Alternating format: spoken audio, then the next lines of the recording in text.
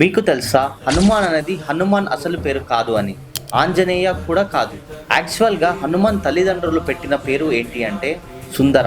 అందుకే రామాయణంలో కూడా 5th చాప్టర్లో ఇక్కడైతే హనుమాన్ గొప్పతనం గురించి వివరణ ఎలా ఇస్తారు అంటే అతను సప్త సముద్రాలు ఎలా దాటాడు, ఎలా సీతామాత దగ్గరికి వెళ్ళాడు, ఎలా రాముడి ఉంగరం చూపించాడు, లంకని తగలబెట్టారో అండ్ అతని భక్తి రాముడి పట్ల ఎలా ఉంది అని చెప్పారు. ఆ అధ్యాయం పేరు సుందరకాండ అని ఉంటుంది. కానీ మరి హనుమాన్ అనే పేరు ఎలా వచ్చిందంటే సుందర చిన్నగా ఉన్నప్పుడు సూర్యుడిని చూసి ఫ్రూట్ అనుకొని పైకి దూసుకు వెళ్ళినప్పుడు సూర్యుడిని ఎక్కడ తినేస్తాడో అని ఇంద్రుడు తన వజ్రాయుధంని ప్రయోగిస్తారు మన సుందర పైన.